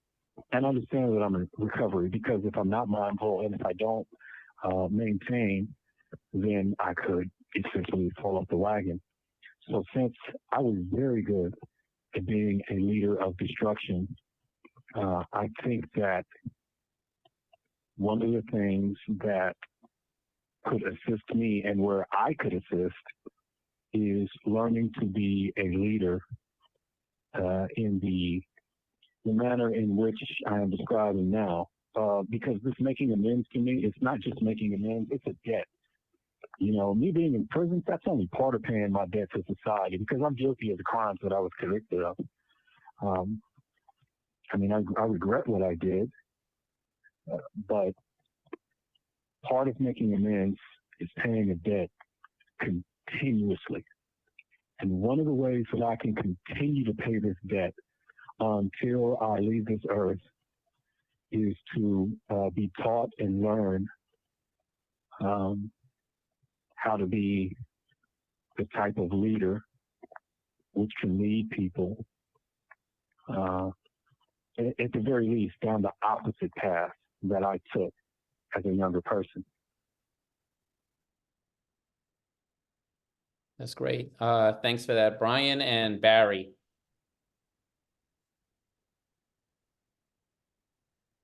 Making amends. How do you envision the conference topics to assist us in this process? I believe all the topics that's on the panel or up for discussion is about making amends, or have you made amends? There's 3 types of amends that we deal with: living amends, direct amends, and indirect amends. All these amends are something that each individual in here should be doing for the crimes that we committed. Indirectly, we can do a lot of things. We can take groups. We can go to school. We can learn about our behavior that got us into it. That's indirectly. Directly, we can make amends by being able to pay out restitution to the victims, writing remorse letters to the victims. I believe there are programs out there who have victims and victimizers where they meet together and they are able to discuss their remorse or discuss their disdain and their hatred, and then come to some type of forgiveness or some type of closure. So I believe that's needed. I also believe a living amends. A living amends means you constantly, your daily lifestyles is showing that you are regretful for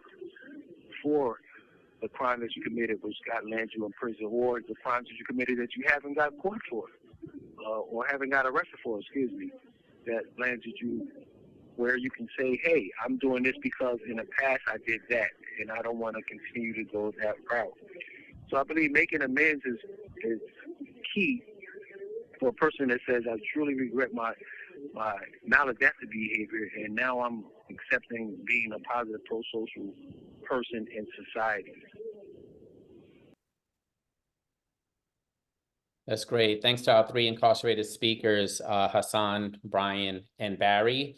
Before we move into taking questions, any quick responses from anyone on the panel? Yeah. Let me see if I'm on mute. I'm not on mute. Okay. Oh, Yeah, just quickly. I agree a lot with what was said, but somebody said, I think it was Brian, they paid in their debt to society, and I just want to say that I feel like I was incarcerated for 22 years, and all I did was cost society 22 million more, or 2 million more. I think it's 108,000 a year to keep me incarcerated. I don't think sitting in the cell is paying that debt. Like other brothers said, I think what I'm doing now is paying my debt to society. 7 people paroled from Empowerment Avenue, and they got fellowships and jobs, and they doing great. 0 recidivism rate so far. I mean, I helped them get empower themselves to be in a position where crime doesn't make sense. And that's how we stop crime. Like the rapper KP said from Philly, fake free KP. Criminal reform, yeah, that's cute, but we can keep it out their hand before they ever even shoot. And so that's what I'm trying to do now. Keep it out their hand before it gets so bad that you think a prison's an answer. And make sure the OGs, when they come home, they never go back because they're in great circumstances. That's my amends. How long you work on that voice, Rasan? For real? That voice? What do you mean? I could just listen to you all day long, bro. Thank you, bro. Thanks for that.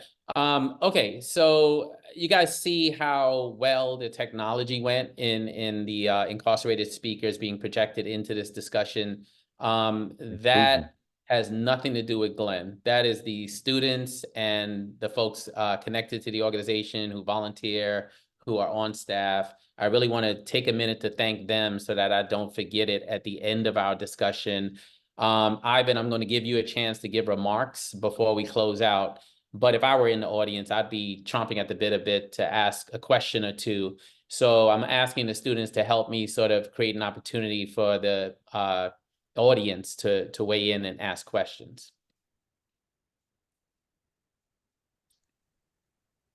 Okay. I'm going to be speaking now. Yes, Ivan. Okay. So, wow, this was like a great presentation today. I mean, our first panelist with our students. It's amazing to be sitting in a cell, 24 years, and to be working with these young men and women who are pursuing careers in social justice.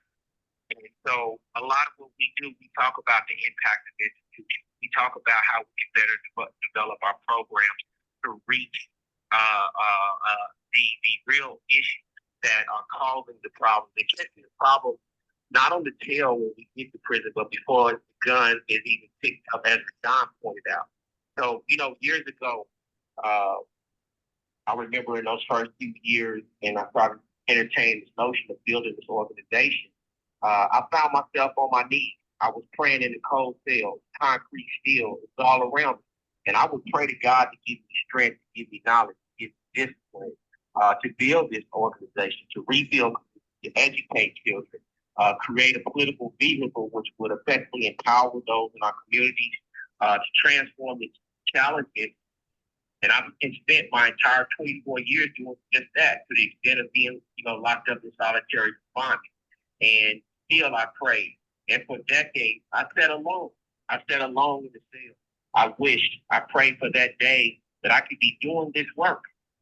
And I realized that it was time to start doing this work. And I started doing this work inside of a prison cell. And now we're reaching out into communities. And, my prayers were answered. I looked past all the naysayers and I immersed myself into these studies. I focused on how to get things done. And I waited patiently as the idea of this organization developed into a reality. So today I consider myself fortunate to be in the presence of these young men and women who have worked and assisted me. I consider myself to be fortunate to have these opportunities to sit down with brothers like Rashawn. And Rashawn, I want to be peeling your ears back a little bit too, man, to get a little bit more about your insight. Yeah, for real though, because I didn't know it was that deep though, in terms of you doing, started in the inside too. But with Lawrence, Katie, Dr. Molesky, we've been building this amazing relationship, and it's just, I don't know how to find words to express, today being able to reach out and touch so many people in such an inspirational way. And all I can say in closing is that for the people who are here today, we need to get this message out there. We need the support that we can get, the foundation, because that is one of the things we're also trying to change the narrative on too, is how those foundations interact with incarcerated people. Because to be frankly, it's just my perspective that putting the money in the wrong hands when they give it to the prison administration to give us programs without asking us what programs we need. So with that said, ladies and gentlemen, I humbly ask you, check out our website at UBFSF.org and follow us, see what we got going on, support us. Ivan, thanks for that. So yeah, I would really strongly urge people to donate, to visit the website, to show support, to repost, to talk about United Black Family Scholarship Foundation as a way to amplify the voices of the people who are contributing to this effort. Every time I'm on a panel discussion or even on a conversation with Ivan, I think about the long days that I work. Like most people on this call, I do a ton of phone calls, ton of meetings each day. And it always feels inadequate when I hear the work that Ivan is doing from a prison cell. And I'm always inspired by it and motivated by it. So Ivan, thank you for those closing words. And before I thank everyone and take us out, I want to turn to the audience. I would tell people that there is a reactions button at the bottom that you can click so that you can raise your hand. So if you see the reactions button at the bottom, you can raise your hand. Or you can type a message in the chat section that says you want to speak. So I want to start with Chris. I saw Chris's hand go up first. And so, Chris, you have a question for us? Go for it. Yes, I do. I just firstly want to say thank you, everyone, for this incredible discussion and conversation. It's been wonderful. And my question is towards Ms. Johnston, Catherine Johnston. And to frame this question, I have to let you know about our organization is we're an all formerly incarcerated board for A More Just America. And we actually have hired an incarcerated individual to work for our board. And we pay him a great wage. We really take care of him. But my question directly is, how do we challenge these surveillance power structures in a way that doesn't cost us so much money? Because 3 days within hiring this individual from inside of the prison, all of our communication was shut off and messages deleted from Securus. And so we had to hire attorneys and we had to send letters. And then all of a sudden it was just announced, sorry, it was a big glitch. We didn't mean for that to happen. And how do smaller organizations, say without the funding, challenge these power structures in a way that's productive and, you know, actually gets things done? Is there history on this, and how do you challenge a surveillance power structure? Boy, my answer is going to be so inadequate to this, but let me talk about it. I mean, this. First of all, I appreciate that your organization. It sounds wonderful. For surveillance scholars and surveillance studies, it's so important that we start to include people in prison as, you know, subjects of knowledge and not just objects of study. They have a long history and a lot they know about surveillance structures that needs to be included in the conversation. So I would assume that your employee has some experience here to talk about. But normally when we talk about challenging surveillance structures, it's the problem with surveillance is it consolidates power. Right. And especially in the age of big tech, it consolidates power into the hands of big multinational companies. And it becomes, and it's shrouded in so many proprietary secrets and black boxes, and you can't see how it works or why it works. And it's really difficult to get inside of it. And so, I mean, a lot of the work that's being done is just trying to like build in transparency. But, you know, of course, there's issues with that because transparency is its own sort of like fighting surveillance with more surveillance. But I think that that question of like, how do you find workarounds? There's technical workarounds people have found. There's companies, Meredith Whitaker from AI Now Institute at NYU has Signal that she's created that doesn't have the sort of structures to it. And there are nonprofits being created to try to, you know, produce tech that isn't surveillance. Right. If you can get if you can find those to work with as much as possible. But yeah, it's a huge problem. I get asked often for solutions. And that's where I think I always fall short. I can describe the problem. I don't think we have great solutions right now. I think that, you know, when we're working in digital environments, we're being surveilled, right? That's happening right now. Like there's not a digital space. There are very few digital spaces where that's not the case. I mean, we were talking about technology earlier. This is the thing, you know, Zebulon was talking about, you know, how technology gets wrapped into things. And we often get faced with this problem of technological solutionism, where technology is presented to us as the solution to social problems. I mean, technology is not going to solve social problems. We need, you know, social answers to social problems.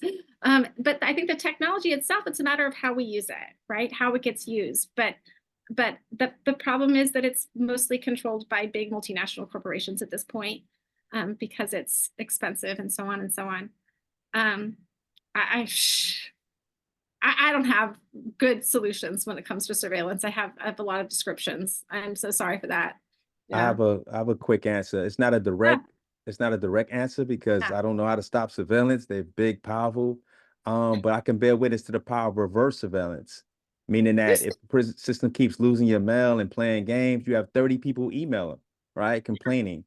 You get press. You get Lawrence to do a story on it. And when they know you watching them right back, they act a lot better. So watch them right back. Watch them right back. Yeah. And don't take it. And if you can't get the press, email blast work. 20, 30 people emailing like, what's going on there has an effect, right? And so watch them right back. Yeah, we call it surveillance because surveillance is always, you know, it implies a power structure. It's, you know, surveillance from above. Surveillance is surveillance from below. People with less power using that and turning it around and fighting back in that way. I like it, Lawrence.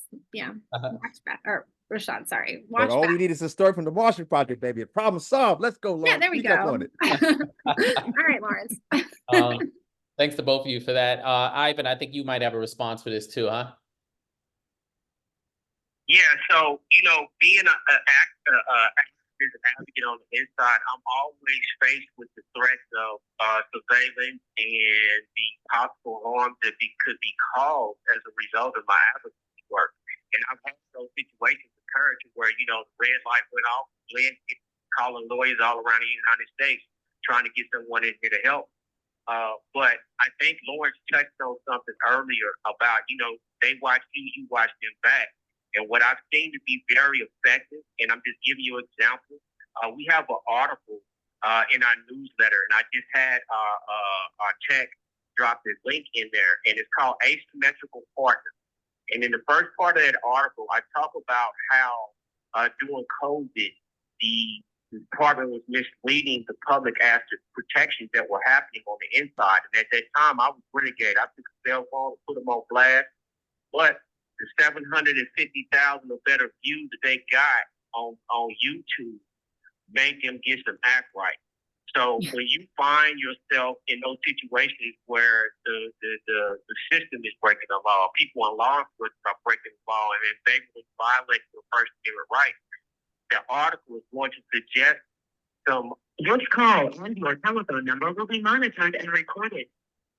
The article is going to suggest some things that you can do in terms of being able to have some protections on your incarcerated employees or actors.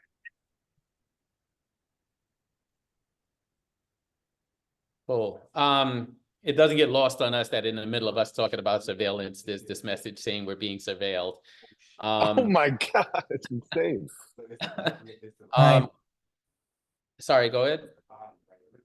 No, I was just saying it was timely. I was agreeing with you. Yeah, it was. It was. Okay, I want to turn to Mo, who has her hand up. You have a question, Mo?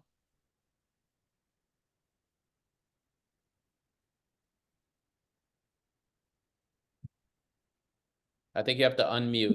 Yeah, I'm sorry. It's ML. Hi, Glenn. Hey.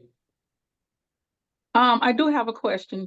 So, well, first, my name is ML Smith. I am in Missouri. I'm the co-director of Missourians to Abolish the Death Penalty and founder of Missouri Justice Coalition. I am formerly incarcerated, and I work with a lot of people who are currently and formerly incarcerated. And so what I wanted to ask specifically Rashawn about, what I've noticed in the last couple of years is that so people who are incarcerated and come out, who are released, of course, they want to, number one, support and advocate for the people that they left behind. They want to come out and reform the carceral system. So they have all these great ideas and all of this, just a dedication and urge to really make something happen. But everyone incarcerated is not an organizer and activist. I think that should change. I definitely think more people need to, become and be supported to become organizers, but everybody inside is not an organizer. And I've noticed that over the years when people coming out, and I want to say specifically Black men, I've noticed this, where these organizations, these nonprofit industrial complex, big conglomerates get a hold of these men, right? And it's like they exploit their stories, their experiences, their narratives, want to give them 2 or 3 cents or whatever small amount of money it is, and really exploit what they know in their experiences, which honestly harms the rest of us or the rest of the formerly incarcerated organizers and activists that are really trying to hold a lot of these powerful players accountable. So it's almost like counterproductive to the, what we should be out here doing. But I've noticed over the years this happens, and like I said, I saw several cases of Black men particularly being exploited. Some people I know did a keynote address at an event and didn't get anything, but said that they were going to get publicity. But they had brought a professor out of Florida and gave this woman $8,000 to follow up from what these men were saying. So like what has to happen, or what do we need to do to empower our formerly incarcerated folks coming out to be to have their voice and all that, but also get the resources and the power, et cetera, to where they're not being exploited by these organizations? Yeah, I say 3 things. I just went through that with somebody. They wanted me to do a 30-city tour for free, and they got another incarcerated person to go on most of these cities for free. And I told this person, and this person would complain to me like, "Yo, she don't pay nothing." And I'm like, "Dude, don't go. If we unionize, she either gotta pay or she gonna be by herself talking about how she care about mass incarceration, but ain't nobody behind her. Like she just talking, nobody connected to her. She can be exposed, right? And so us as formerly incarcerated people, we have to know our value. And if you ain't paying $1,500 or something like that, then I'm not coming, right? I'm not coming unless it's for the kids. I go to juvenile for free, but I'm not going to go get you a grant and you poverty pimp me. Hell to the nah. The second thing, man, we got to make these, well, it's already starting to happen. It's happening a lot actually for me, but we need to just keep building on that, right? And identify new leaders that deserve this funding that move the goalposts further.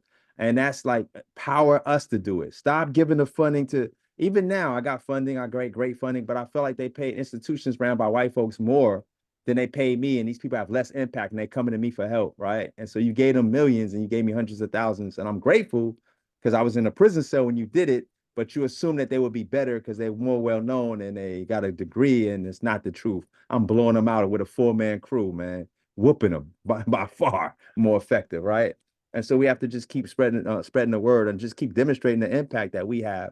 And it's different. Like sometimes I blow the impact. I can't keep track of the impact because I'm really about empowerment. So the first time you go to the New York Times, we did that. We could put that on our books. We empowered you. The next time you go to them, you did it. We ain't got nothing to do with it. We can't even keep track of the numbers. But we focus on real impact and not on grant making. And we know that God got us and they can see real from fake. And so yeah, to make a long story short, answer A, unionize. Stop showing up for free, man. Charge a fee. If it ain't for the kids, don't show up.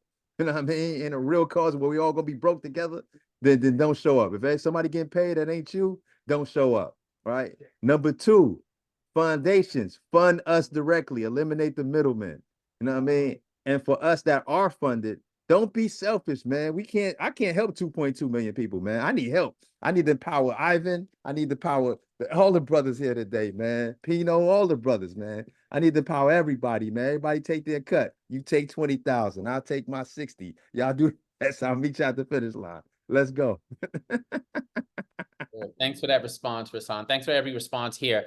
And ML, I would urge you to put your website also in the chat section so people can see it. I really want to support formerly incarcerated leaders in their fundraising efforts. Same thing for you, Chris. I saw you put yours earlier. I also want to give Ivan a chance to respond to this question about fundraising and about how Black men in particular, but also Black and brown women are treated in this space. Ivan? Go. So wow. I'm gonna take the latter in first because I want to piggyback a little off what Lauren said about knowing your value. One of the things I've noticed again when we think about young men like Rasan Ferris who come through the system at the age of 15, they don't know their value. They've never had a job before. They never earned a living. They don't know what the going wage is for a speech.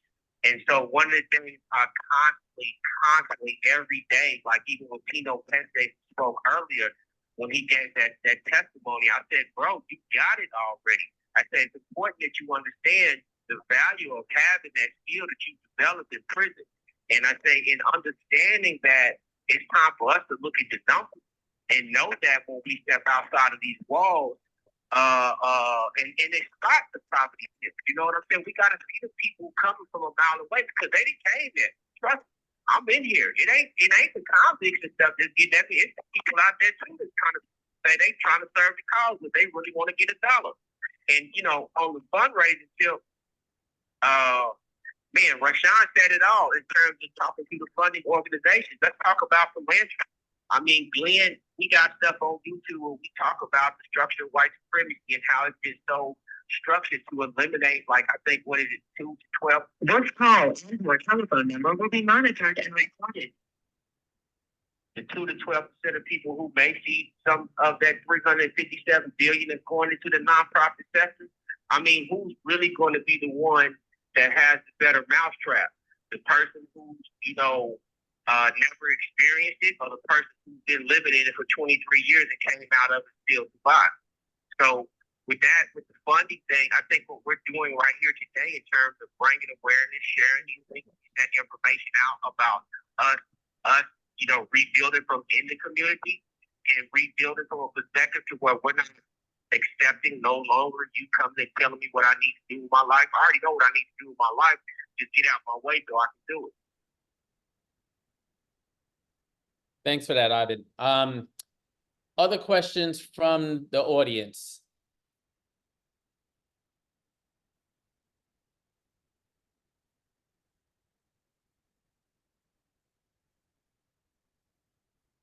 All right, so seeing no other questions from the audience, I really want to take a moment we're almost ending on time. I'm actually pleased about that because I think that contributing your time on the weekend is hard for people and it's an investment, and I want to respect people's time. I want to say thank you to the speakers. You guys are amazing.